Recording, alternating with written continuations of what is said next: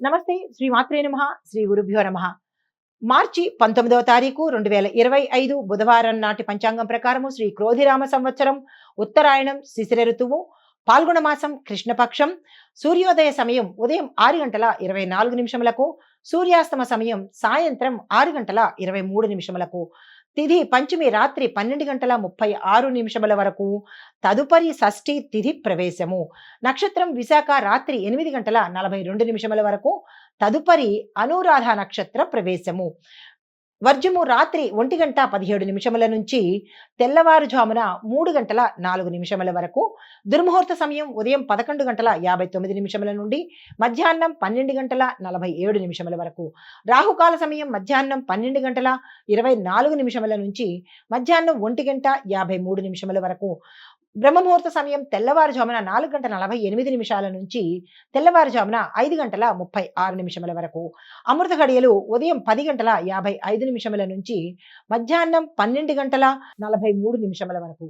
ఈ రోజు అభిజిత్ ముహూర్తం లేదు. ఇది నేటి పంచాంగం. నమస్తే. తదుపరి రాశి తులారాశి. ఈ రాశిలో ఉండేవారు స్థిర చరాస్తులను కొనుగోలు చేసే ప్రయత్నం చేస్తారు. కళత్ర సౌఖ్యం కనబడుతోంది. జీవిత భాగస్వామి సహాయ సహకారాలు మీకు అందుబాటులో ఉంటాయి. ధనలాభము దైవభక్తి పెరుగుతుంది. కొంతమందికి అకాల భోజనము శ్రమ త్రిపట కలుగుతోంది. జాగ్రత్తలు తీసుకోండి. మీకు చెప్పదగిన పరిహారము హనుమాన్ చాలీసాని 3 సార్లు చదివే ప్రయత్నం చేసుకోండి. తదుపరి రాశి వృశ్చిక రాశి. ఈ రాశి వారికి గృహంలో సౌఖ్యం కనబడుతోంది.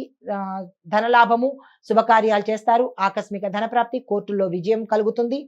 దాంతో పాటుగా సంతాన మూలకంగా కొన్ని సమస్యలను మీరు ఎదుర్కోవాల్సిన అవసరం ఏర్పడుతోంది. జాగ్రత్తలు తీసుకోండి.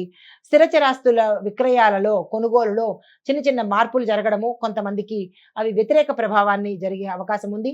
ఈ రోజు అటువంటి కొనుగోలు ప్రయత్నాలు చేయకండి. అమ్మే ప్రయత్నాలు కూడా తదుపరికి వాయిదా వేసుకోండి. దీనితో పాటు విద్యా ఉద్యోగంలో ఉండే వారికి అనుకూలంగా ఉంది కాబట్టి ఏ ప్రయత్నాలు చేసుకోవాలన్నా ఈ సమయం చాలా మంచిది.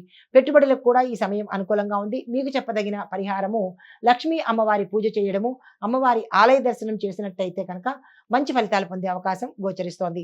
తదుపరి రాశి ధనస్సు రాశి. ఈ రాశి వారికి వస్త్ర ధన ధాన్య లాభము కీర్తి మనోల్లాసంతో పాటు కళల్లోనూ కళారంగంలో ఉన్న వారికి మంచి అభివృద్ధి కనబడుతోంది. సంతానం పట్ల అభివృద్ధి కనబడుతోంది. దీంతో పాటు ప్రముఖుల యొక్క పరిచయాలు కలుగుతాయి. సంతాన ప్రాప్తి, వివాహం కాని వారికి వివాహం అయ్యే అవకాశము, కొంతమందికి బంధుమిత్రుల్లో ఏవైనా విభేదాలు ఉంటే తొలగిపోయే అవకాశము, ఆర్థిక లావాదేవీలు సత్ఫలితాన్ని మీకు ఇవ్వబోతున్నాయి. పెట్టుబడులకు ఈ సమయము అనుకూలమైన సమయము.